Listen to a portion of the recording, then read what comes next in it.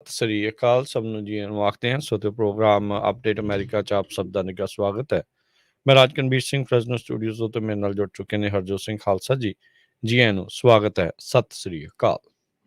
ਸਤਿ ਸ਼੍ਰੀ ਅਕਾਲ, ਧੰਨਵਾਦ ਜੀ ਆਇਆਂ ਨੂੰ। ਪੰਜਾਬੀ ਰੇਡੀਓ ਯੂਐਸਏ ਦੇ ਜਿੰਨੇ ਵੀ ਸਰੋਤੇ ਸਾਡੇ ਸਾਰੇ ਹੀ ਏਐਮ ਸਟੇਸ਼ਨ ਐਫਐਮ ਸਟੇਸ਼ਨ ਘਰਾਂ ਦੇ ਵਿੱਚ ਰੇਡੀਓ ਸਟੇਸ਼ਨ ਰੇਡੀਓਜ਼ ਦੇ ਉੱਤੇ ਟੈਲੀਫੋਨ ਦੇ ਰਾਹੀਂ ਫੇਸਬੁੱਕ ਯੂਟਿਊਬ ਤੇ ਲਾਈਵ ਦੇਖ ਰਹੇ ਹੋ ਸੁਣ ਰਹੇ ਹੋ ਸਾਰਿਆਂ ਨੂੰ ਜੀ ਆਇਆਂ ਨੂੰ ਤੇ ਬਹੁਤ ਹੀ ਪਿਆਰ ਤੇ ਸਤਿਕਾਰ ਭਰੀ ਸਤਿ ਸ਼੍ਰੀ ਅਕਾਲ ਸਰੋਤਿਓ। ਅੱਜ ਜੂਨ ਦੀ 29 ਤਰੀਕ ਆ, ਦਿਨ ਬੁੱਧਵਾਰ ਆ ਤੇ ਤੁਹਾਡੇ ਲਈ ਇਹ ਹੁਣ ਆਪਾਂ ਅਪਡੇਟ ਅਮਰੀਕਾ ਪ੍ਰੋਗਰਾਮ ਲਾਈਵ ਲੈ ਕੇ ਆ ਰਹੇ ਹਾਂ।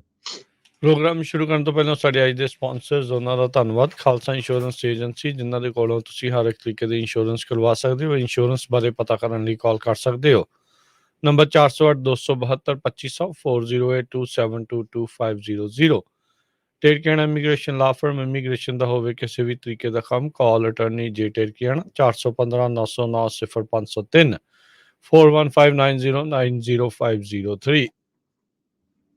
Manjeet Singh, Narendra Kaur ਖੁਲਾਰ, Avtar Singh, Manzil Clovis, Satnam Singh, Amarjit Singh Dosanjh, Sunny Purewal Yuba City, Paramjit Deol Fresno, Lakhvir Samra Texas, Kamaljit Singh Makhan Daulatpuria Stockton, Onkar Singh Fresno, Major Singh Sidhu, Vinder Singh Dhaliwal, Hardial Singh, Inderjit Kaur Dhaliwal Bakersfield, Jassi Gill, Raminder Basra, Talwinder Gill Bakersfield, Harjit Singh Lathrop, Antelope Truck Stop Burns Wyoming ਤੇ ਜ਼ੈਂਡਰ ਗਰੁੱਪ ਜਿੱਥੋਂ ਤੁਸੀਂ ਹੋਮ ਲੋਨਜ਼, ਘਰ ਖਰੀਦਣ ਅਤੇ ਘਰ ਵੇਚਣ ਦੀਆਂ ਸਾਰੀਆਂ ਸਰਵਿਸਿਜ਼ ਲੈ ਸਕਦੇ ਹੋ। ਕਾਲ ਮੋਹਨ ਚੀਮਾ 855-905-2575। ਇਹਨਾਂ ਸਾਰਿਆਂ ਦਾ ਧੰਨਵਾਦ। ਜੇਕਰ ਤੁਸੀਂ ਜਾਂ ਕੋਈ ਹੋਰ ਕਾਰੋਬਾਰ ਇਸ ਪ੍ਰੋਗਰਾਮ ਨੂੰ ਸਪਾਂਸਰ ਕਰਨਾ ਚਾਹੁੰਦੇ ਹੋ, ਸੰਪਰਕ ਕਰ ਸਕਦੇ ਹੋ ਨੰਬਰ 408-722-7698।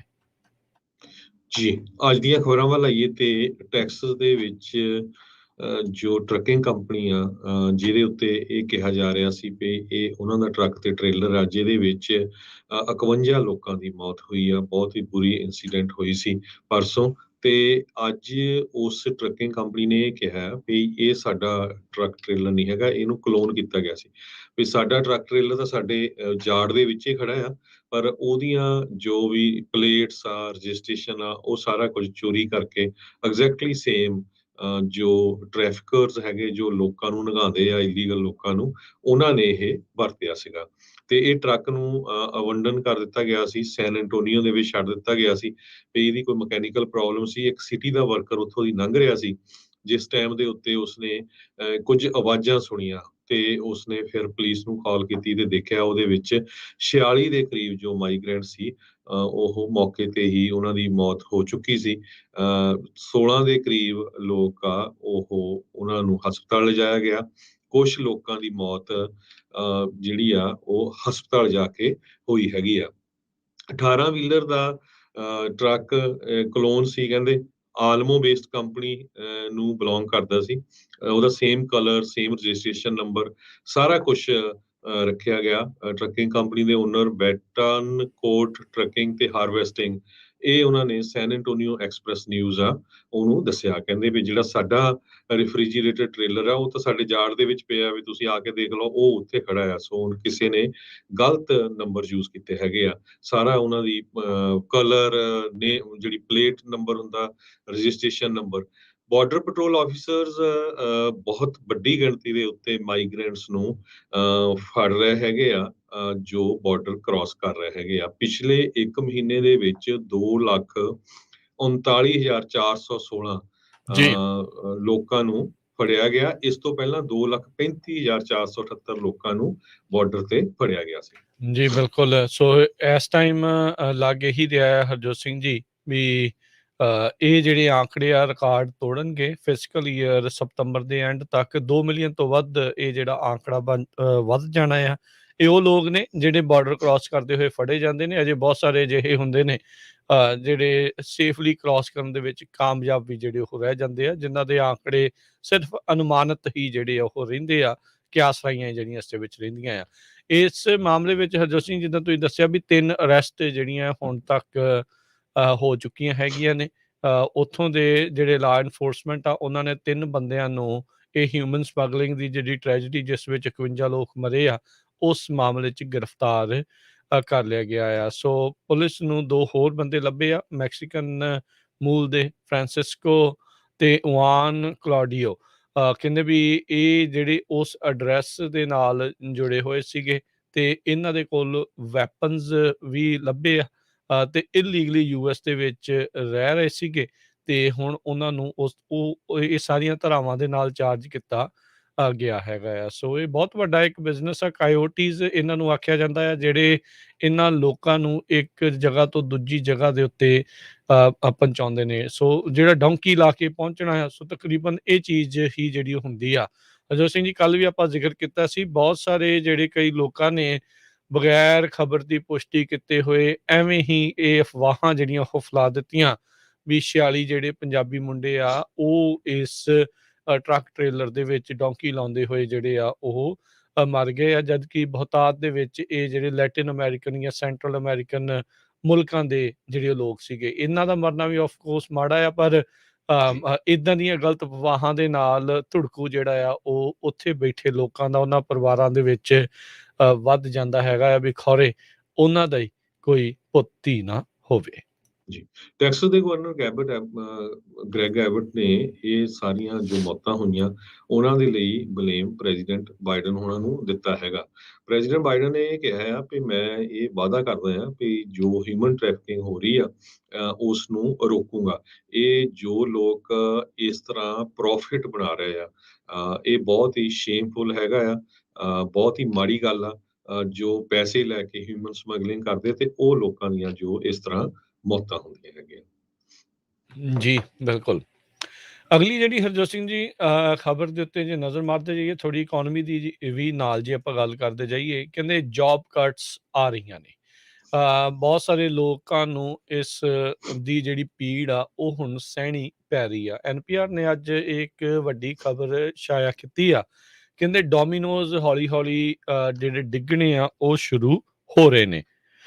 ਸੋ ਡੋਮੀਨੋਜ਼ ਉਹੀ ਹੁੰਦਾ ਆ, ਇਹ ਇਫੈਕਟ ਹੁੰਦਾ ਆ ਵੀ ਇੱਕ ਛੋਟੀ ਤੋਂ ਵੱਡੀ ਚੀਜ਼ ਜਿਹੜੀ ਉਹ ਡਿੱਗਣੀ ਸ਼ੁਰੂ ਹੋਊਗੀ। ਫੈਡਰਲ ਰਿਜ਼ਰਵ ਨੇ ਇਕੋਨਮੀ ਦੇ ਉੱਤੇ ਬ੍ਰੇਕਾਂ ਜਿਹੜੀਆਂ ਲਾਈਆਂ, ਇਨਫਲੇਸ਼ਨ ਬਹੁਤੀ ਨਾ ਵਧੇ ਇਸ ਦੇ ਲਈ ਲਗਾਤਾਰ ਉਹਨਾਂ ਨੇ ਇੰਟਰਸਟ ਰੇਟ ਦੇ ਵਿੱਚ ਤੇਜ਼ੀ ਦੇ ਨਾਲ ਵਾਧੇ ਕੀਤੇ ਆ।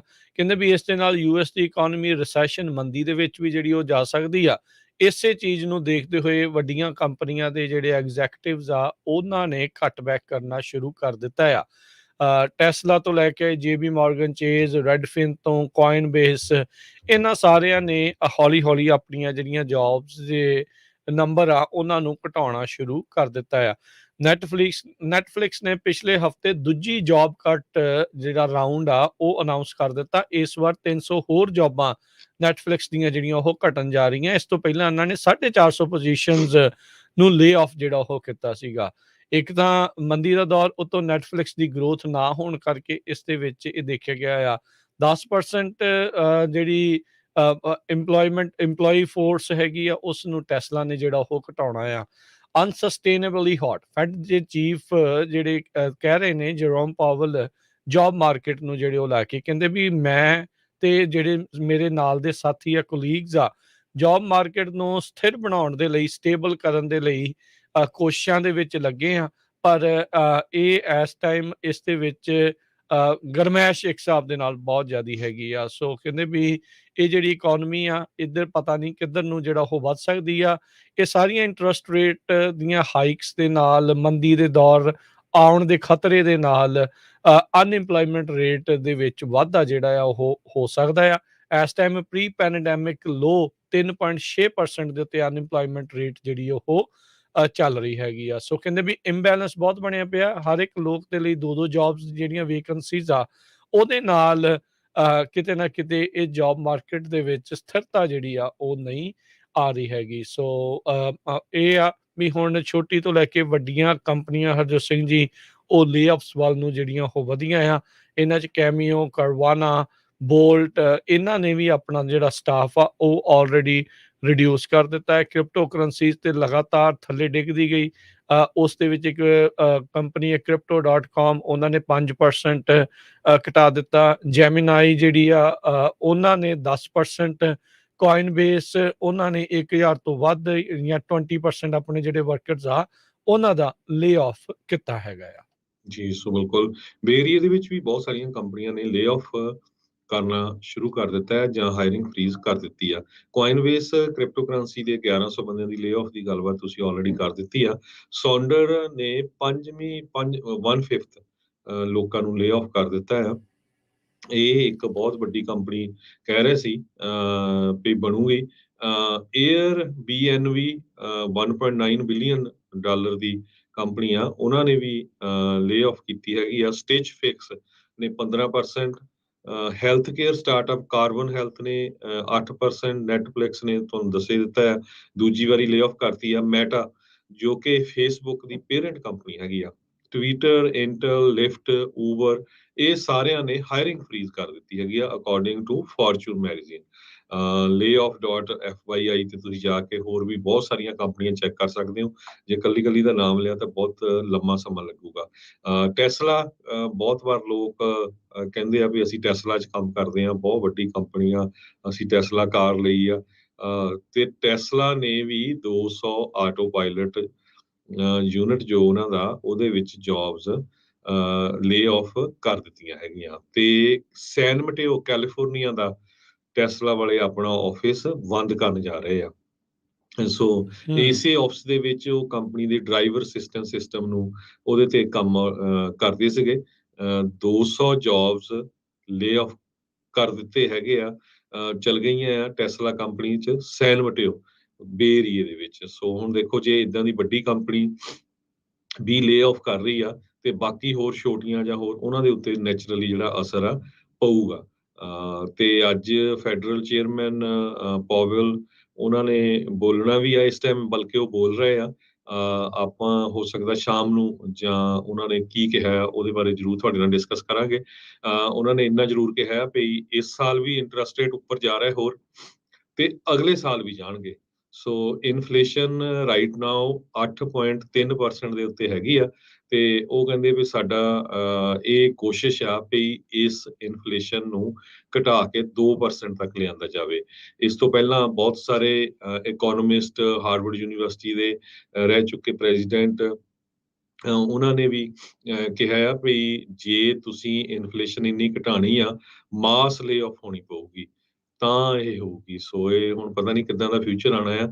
ਸੋ ਇਹ ਦੇਖਦੇ ਆ, ਪਰ ਰਿਸੈਸ਼ਨ ਦੇ ਬਹੁਤ ਸਾਰੇ ਕੰਪਨੀਆਂ ਦੇ CEO ਇਹ ਕਹਿ ਰਹੇ ਆ ਰਿਸੈਸ਼ਨ 'ਚ ਅਸੀਂ ਹੈਗੇ ਆ। ਕਈ ਕਹਿ ਰਹੇ ਆ ਵੀ ਅਸੀਂ ਰਿਸੈਸ਼ਨ ਆ ਜਾਊਗਾ ਇਸ ਸਾਲ, ਕਈ ਕਹਿ ਰਹੇ ਆ ਵੀ ਅਗਲੇ ਸਾਲ ਆ ਜਾਊਗਾ। ਅੱਜ ਬੈੱਡ ਬਾਥ ਤੇ ਬਜਾਉਣ ਦੇ CEO ਉਹਨਾਂ ਨੇ ਵੀ ਆਪਣੀ ਜੌਬ ਜਿਹੜੀ ਆ ਛੱਡ ਦਿੱਤੀ ਹੈਗੀ ਆ, ਕਿਉਂਕਿ ਉਹਨਾਂ ਨੂੰ ਪ੍ਰੋਫਿਟ ਉਸ ਕੰਪਨੀ ਦਾ ਬਹੁਤ ਥੱਲੇ ਗਿਆ ਹੈਗਾ। ਸੇਲਸ ਉਹਨਾਂ ਦੀਆਂ ਟੰਬਲ ਹੋਈਆਂ, ਸੇਲ ਬਹੁਤ ਘਟ ਗਈਆਂ ਹੈਗੀਆਂ ਬੈੱਡ ਬਾਥ ਐਂਡ ਬਜਾਉਣ ਦੀਆਂ। ਸੋ ਤੁਸੀਂ ਇਹ ਦੇਖ ਸਕਦੇ ਹੋ ਇਹ ਉੱਦਾਂ ਦੇ ਸਟੋਰ ਆ ਜਿਨ੍ਹਾਂ ਤੇ ਆਪਾਂ ਸਾਰੇ ਘਰ ਦੇ ਵਿੱਚ ਰੱਖਣ ਵਾਲਾ ਸਮਾਨ ਲੈਂਦੇ ਆ, ਨਵਾਂ ਘਰ ਲੈਂਦੇ ਮੂਵ ਕਰਦੇ ਆ।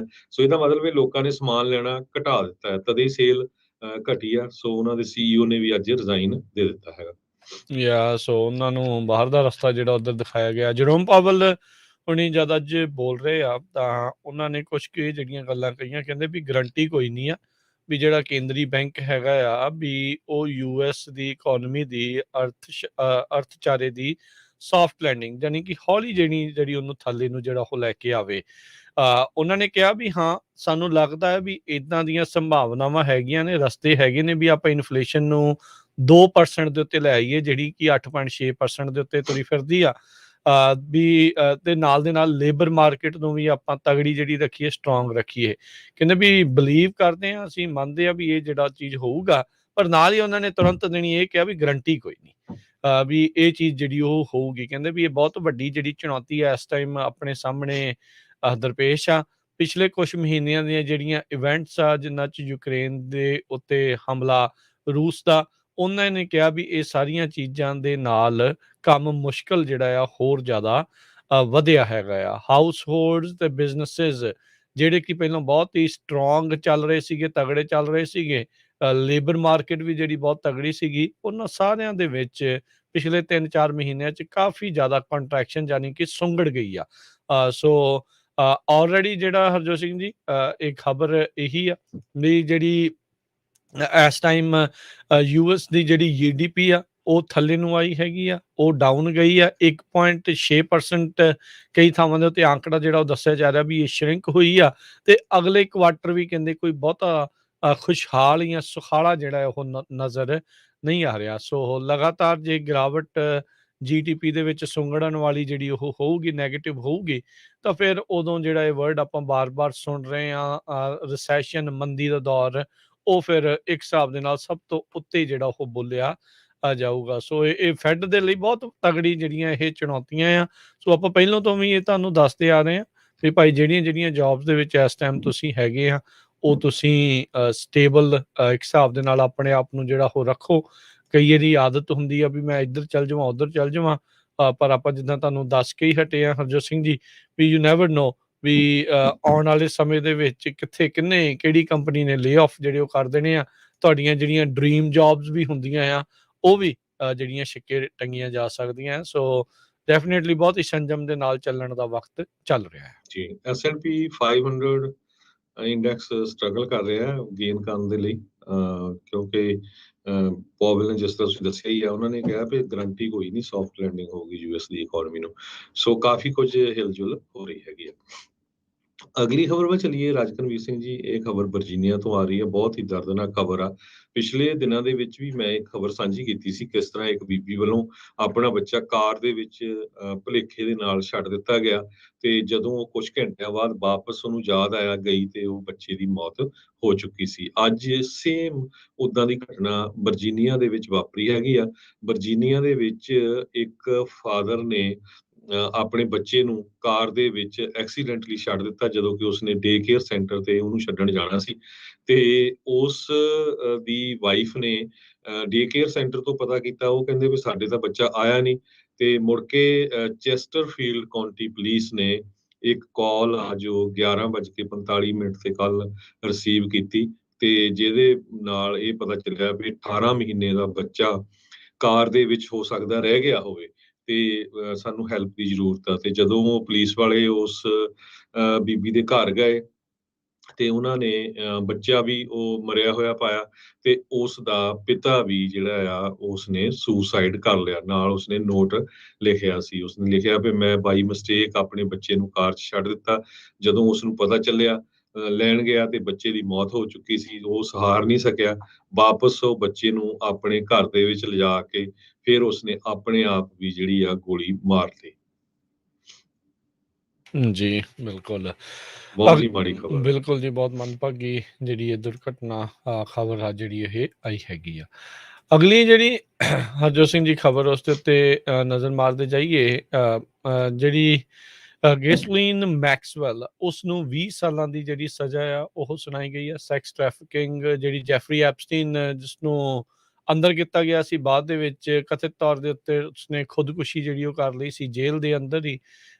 ਉਸ ਦੇ ਲਈ ਇਹ ਕੰਮ ਕਰਦੀ ਸੀਗੀ। ਹੁਣ ਉਸਨੂੰ 20 ਸਾਲਾਂ ਦੀ ਜਿਹੜੀ ਸਜ਼ਾ ਜਿਹੜੀ ਉਹ ਸੁਣਾਈ ਗਈ ਹੈ। ਫੈਡਰਲ ਜਿਹੜੇ ਜੱਜ ਆ ਉਹਨਾਂ ਨੇ ਇਸ ਨੂੰ 20 ਸਾਲ ਦੀ ਸਜ਼ਾ ਸੁਣਾਈ ਗਈ ਆ। ਦਸੰਬਰ ਦੇ ਵਿੱਚ ਜਿਊਰੀ ਨੇ ਇਸ ਨੂੰ ਸੈਕਸ ਟ੍ਰੈਫਿਕਿੰਗ ਜਿਹੜੀਆਂ ਕੁੜੀਆਂ ਦੇ ਨਾਲ ਜਿਹੜੀ ਕੀਤੀ ਗਈ ਆ ਉਸ ਜੈਫਰੀ ਐਪਸਟਾਈਨ ਦੇ ਲਈ, ਉਸ ਨੇ ਜਿਊਰੀ ਨੇ ਇਸ ਨੂੰ ਦੋਸ਼ੀ ਪਾਇਆ ਸੀ। ਜੀ, ਸੋ ਬਿਲਕੁਲ ਰਾਜਕਨਵੀਰ ਸਿੰਘ ਜੀ, ਇਹ ਬਹੁਤ ਹੀ ਅਮਰੀਕਾ ਦੇ ਹਿਸਟਰੀ ਦੇ ਵਿੱਚ ਘਿਨਾਉਣਾ ਕੇਸ ਸੀਗਾ। ਜੋ ਆਪਾਂ ਸਾਰਿਆਂ ਨੂੰ ਪਤਾ, ਜੈਫਰੀ ਐਪਸਟਾਈਨ, ਉਸ ਦੀ ਮੌਤ ਹੋ ਗਈ ਜੇਲ੍ਹ ਦੇ ਵਿੱਚ। ਕਈ ਕਹਿੰਦੇ ਵੀ ਉਸਨੇ ਆਪਣੇ ਆਪ ਨੂੰ ਮਾਰ ਲਿਆ, ਹੋ ਸਕਦਾ ਕਿਸੇ ਨੇ ਮਾਰਤਾ। ਸੋ ਇਹ ਉਹ ਕੇਸ ਸੀ ਜਿਹਦੇ ਵਿੱਚ ਬਹੁਤ ਸਾਰੇ ਜੈਫਰੀ ਐਪਸਟਾਈਨ ਦੇ ਮਿੱਤਰ ਸੀਗੇ, ਚਾਹੇ ਉਹ ਇੰਗਲੈਂਡ ਦੀ ਰਾਜੇ ਜਿਹੜੇ ਆ ਉਹਨਾਂ ਦੀ ਫੈਮਿਲੀ ਚੋਂ ਸੀ, ਚਾਹੇ ਇੱਥੋਂ ਸਾਡੇ USA ਦੇ ਵਿੱਚ ਬੜੇ ਪੋਲੀਟੀਸ਼ੀਅਨ, ਈਵਨ ਬਿਲ ਕਲਿੰਟਨ ਵਰਗੇ ਉਹਦੇ ਦੋਸਤ ਸੀ, ਬਿਲ ਗੇਟਸ ਵਰਗੇ ਉਹਦੇ ਦੋਸਤ ਸੀਗੇ। ਤੇ ਇਹ ਜੋ ਬੀਬੀ ਸੀਗੀ, ਇਹ ਅੰਡਰ ਏਜ ਕੁੜੀਆਂ ਸੀ, ਇਹ ਸਪਲਾਈ ਕਰਦੀ ਸੀ ਉਹਨਾਂ ਨੂੰ। ਸੋ 1990 ਤੋਂ ਲੈ ਕੇ 2000 ਤੱਕ 10 ਸਾਲ ਇਸ ਬੀਬੀ ਨੇ ਇਹ ਕੰਮ ਕੀਤਾ। ਹਾਲਾਂਕਿ ਇਹ ਖੁਦ UK ਦੇ ਇੱਕ ਬਹੁਤ ਹੀ ਮੀਡੀਆ ਦੇ ਤਕੜੇ ਜੋ ਹੈਗੇ ਆ ਵੈਰਨ, ਤੇ ਨਾਲ ਉਹ ਮੈਂਬਰ ਪਾਰਲੀਮੈਂਟ ਵੀ ਸੀ, ਉਸ ਦੀ ਇਹ ਬੇਟੀ ਸੀ। ਸੋ ਉਸ ਨੂੰ 20 ਸਾਲ ਦੀ ਸਜ਼ਾ ਸੁਣਾਈ ਗਈ ਆ। ਕੋਰਟ ਦੇ ਵਿੱਚ ਤਾਂ 30 ਤੋਂ 50 ਸਾਲ ਦੀ ਵੀ ਮੰਗ ਹੋ ਰਹੀ ਸੀ, ਪਰ ਇਸ ਦੀ ਸਜ਼ਾ ਨੂੰ ਘਟਾ ਕੇ 20 ਸਾਲ ਕੀਤਾ ਗਿਆ ਹੈਗਾ। 5 ਸਾਲ ਐਡੀਸ਼ਨਲ ਸੁਪਰਵਾਈਜ਼ਡ ਉਹਦੀ ਹੋਊਗੀ, ਤੇ $7.5 ਲੱਖ ਦਾ ਉਹਨੂੰ ਫਾਈਨ ਕੀਤਾ ਗਿਆ ਹੈਗਾ।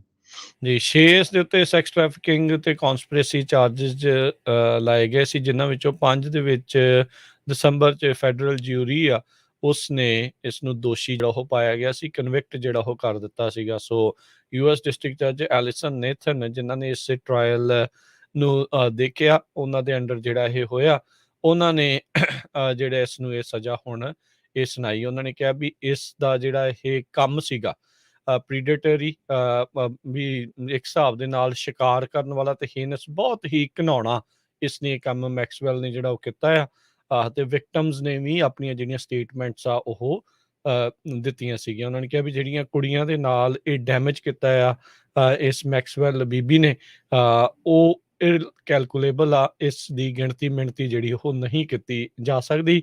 ਮੈਕਸਵੈਲ ਜੋ ਕਿ ਇਸ ਟਾਈਮ 60 ਸਾਲਾਂ ਦੀ ਆ, ਉਸਨੇ ਵੀ ਆਪਣੀ ਸੈਂਟੈਂਸਿੰਗ ਤੋਂ ਪਹਿਲਾਂ ਕਹਿੰਦੇ ਆ ਐਡਰੈਸ ਕੀਤਾ ਸੀਗਾ ਕੋਰਟ ਨੂੰ। ਇਹਦੇ ਪਹਿਲੇ ਕਹਿੰਦੇ ਵੀ 2020 ਦੇ ਵਿੱਚ ਇਸ ਨੂੰ ਹਿਰਾਸਤ 'ਚ ਲੈਣ ਤੋਂ ਬਾਅਦ 'ਚ ਪਹਿਲੇ ਜਿਹੜੇ ਆ ਪਬਲਿਕ ਰੀਮਾਰਕ ਜਿਹੜੇ ਉਹ ਆਏ ਆ, ਉਹਨੇ ਕਿਹਾ ਵੀ ਮੈਂ ਵੀ ਦੁਖੀ ਆ ਤੇ ਐਂਗੁਇਸ਼ ਦੇ ਵਿੱਚ ਆ, ਪੇਨ ਐਂਡ ਐਂਗੁਇਸ਼ ਜਿਹੜੀ ਆ ਉਹ ਜਿਹੜੀ ਉਹ ਮੰਨਦੀ ਆ, ਪਰ ਉਹਨੇ ਇਹ ਜ਼ਿੰਮੇਵਾਰੀ ਨਹੀਂ ਲਈ ਵੀ ਉਸਨੇ ਕੁੜੀਆਂ ਨੂੰ ਟ੍ਰੈਫਿਕਿੰਗ ਕਰਕੇ ਜਿਹੜੀ ਸੈਕਸ ਟ੍ਰੈਫਿਕਿੰਗ ਆ ਇਹਨਾਂ ਦੀ ਐਪਸਟੀਨ ਦੇ ਲਈ ਕੀਤੀ ਹੈਗੀ ਆ, ਤੇ ਜਿਸ ਨੂੰ ਉਹ ਖੁਦ ਆਪ ਸੈਕਸ਼ੂਅਲੀ ਅਬਿਊਜ਼ ਕਰਦਾ ਰਿਹਾ ਆ।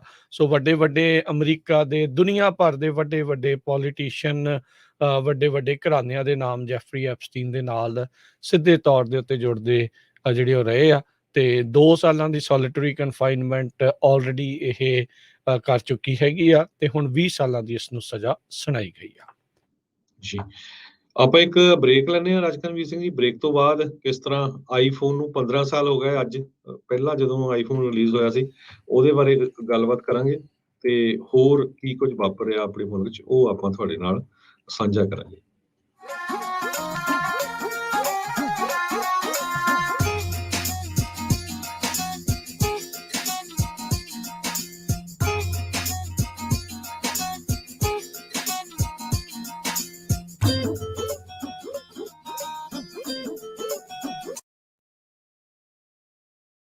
ਤੁਸੀਂ ਸੁਣ ਰਹੇ ਹੋ Punjabi radio USA KWRU Fresno 1300 AM, KLHC Bakersfield 1350 AM, KOBO Yuba City 1450 AM, KIIT Sacramento 1470 AM, KCVR Lodi Stockton 1570 AM।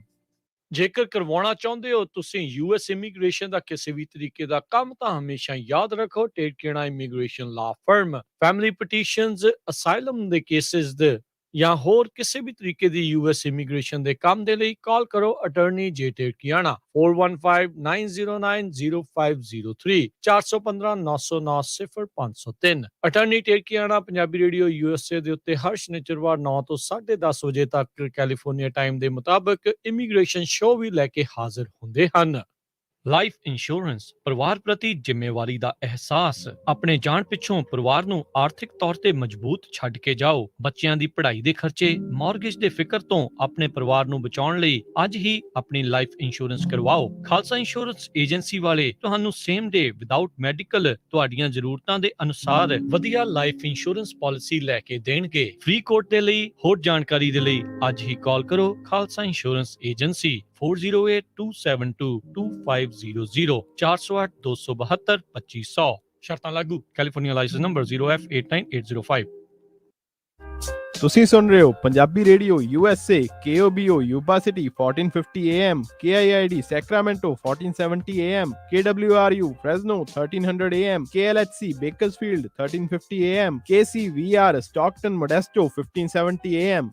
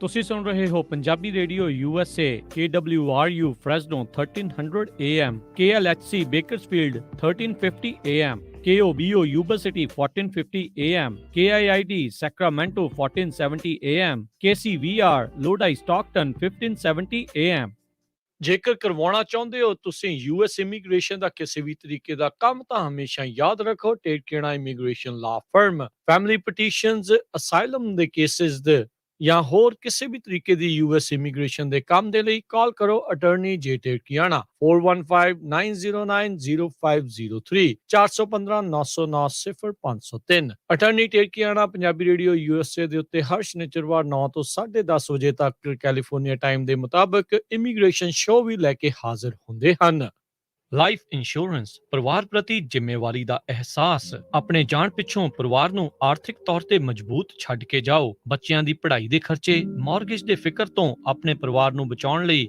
ਅੱਜ ਹੀ ਆਪਣੀ ਲਾਈਫ ਇੰਸ਼ੋਰੈਂਸ ਕਰਵਾਓ ਖਾਲਸਾ ਇੰਸ਼ੋਰੈਂਸ ਏਜੰਸੀ ਵਾਲੇ ਤੁਹਾਨੂੰ ਸੇਮ ਡੇ ਵਿਦਆਊਟ ਮੈਡੀਕਲ ਤੁਹਾਡੀਆਂ ਜ਼ਰੂਰਤਾਂ ਦੇ ਅਨੁਸਾਰ ਵਧੀਆ ਲਾਈਫ ਇੰਸ਼ੋਰੈਂਸ ਪਾਲਿਸੀ ਲੈ ਕੇ ਦੇਣਗੇ ਫ੍ਰੀ ਕੋਟ ਦੇ ਲਈ ਹੋਰ ਜਾਣਕਾਰੀ ਦੇ ਲਈ ਅੱਜ ਹੀ ਕਾਲ ਕਰੋ ਖਾਲਸਾ ਇੰਸ਼ੋਰੈਂਸ ਏਜੰਸੀ 4082722500 408-272-2500 ਸ਼ਰਤਾਂ ਲਾਗੂ ਕੈਲੀਫੋਰਨੀਆ ਲਾਇਸੈਂਸ ਨੰਬਰ 0F89805 ਤੁਸੀਂ ਸੁਣ ਰਹੇ ਹੋ Punjabi radio USA KOBO Yuba city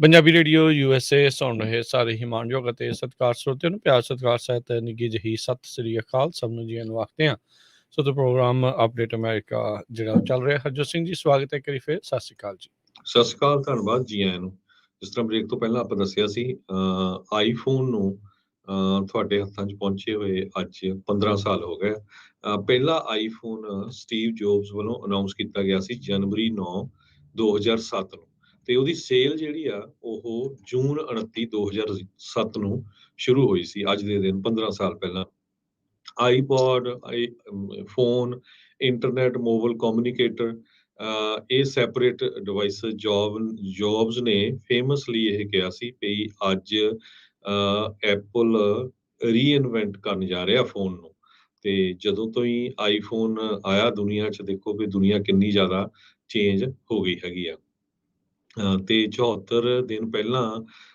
ਉਹਨਾਂ ਨੇ ਸਨ 2007 ਦੇ ਵਿੱਚ ਜੂਨ 29 2007 'ਚ 74 ਦਿਨ ਪਹਿਲਾਂ ਅਨਾਉਂਸ ਕੀਤਾ ਸੀ ਤੇ ਉਸ ਤੋਂ ਬਾਅਦ 1 ਮਿਲੀਅਨ ਫੋਨ ਉਹਨਾਂ ਦੇ ਇਮੀਡੀਏਟਲੀ ਵਿਕ ਗਏ ਸੀ ਪਹਿਲਾ ਫੋਨ ਦੀ ਪ੍ਰਾਈਸ ਆਈਫੋਨ ਦੀ $499 ਸੀਗੀ ਸੋ ਹੁਣ 15 ਸਾਲਾਂ ਬਾਅਦ ਆਈਫੋਨ ਟੋਟਲੀ ਇਵੋਲਵ ਹੋ ਗਿਆ ਕਿੰਨੇ ਜ਼ਿਆਦਾ ਇਹਦੇ ਵਿੱਚ advance performance capabilities cameras iOS app store ਕਿੰਨਾ ਕੁਛ ਇਹਦੇ ਵਿੱਚ ਆ ਗਿਆ ਹੈਗਾ ਜੀ ਅਗਲੀ ਜਿਹੜੀ ਗੱਲ ਆਪਾਂ ਹਰਜੋਤ ਸਿੰਘ ਜੀ ਕਰਦੇ ਜਾਈਏ ਵੀ ਜਿਹੜੀ ਕੱਲ 6 ਜਨਵਰੀ ਦੀ ਸਿਲੈਕਟ ਕਮੇਟੀ ਦੀ ਹੀਅਰਿੰਗ ਹੋਈ ਆ ਉਸ ਦੇ ਵਿੱਚ ਜਿਹੜੀ ਸਾਬਕਾ ਨਾਲ ਕੰਮ ਕਰਨ ਵਾਲੇ ਵਾਈਟ ਹਾਊਸ ਦੇ ਵਿੱਚ ਫਾਰਮਰ ਰੇਡ ਕੈਸਿਡੀ ਹਿਚਿਨਸਨ ਉਸਨੇ ਟੈਸਟੀਫਾਈ ਕਰਦੇ ਹੋਏ ਕਾਫੀ ਜਿਹੜੇ ਖੁਲਾਸੇ ਇਸ ਦੇ ਵਿੱਚ ਕੀਤੇ ਜਿਸ ਦੇ ਵਿੱਚ ਸਭ ਤੋਂ ਅਹਿਮ ਗੱਲ ਇਹ ਰਹੀ ਵੀ ਜਿਹੜੇ ਉਸ ਟਾਈਮ ਦੇ ਉੱਤੇ ਰਾਸ਼ਟਰਪਤੀ ਟਰੰਪ ਜਿਹੜੇ ਇਲੈਕਸ਼ਨ ਹਾਰ ਚੁੱਕੇ ਸੀਗੇ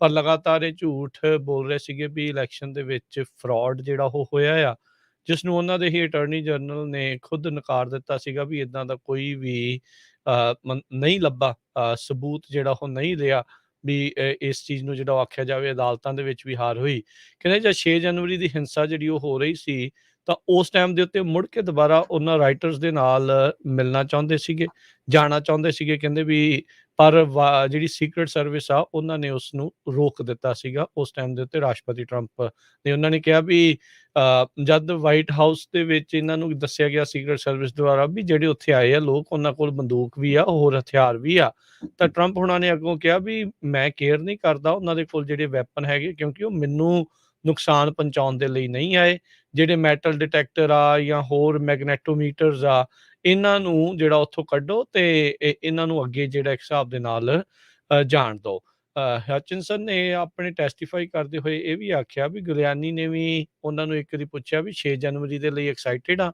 ਵੀ ਆਪਾਂ ਕੈਪੀਟਲ ਦੇ ਉੱਤੇ ਜਾ ਰਹੇ ਹਾਂ ਵੀ it's going to be great. ਇਹਦੇ ਵਿੱਚ ਇਹ ਵੀ ਕਿਹਾ ਵੀ ਜਦ ਬਾਰ-ਬਾਰ ਇਹਨਾਂ ਨੂੰ ਇਸ ਚੀਜ਼ ਦੇ ਨਾਲ ਰੋਕਿਆ ਗਿਆ ਤੇ ਟਰੰਪ ਹੁਣਾਂ ਦਾ ਪਾਰਾ ਜਿਹੜਾ ਕਾਫੀ ਜ਼ਿਆਦਾ ਚੜਿਆ।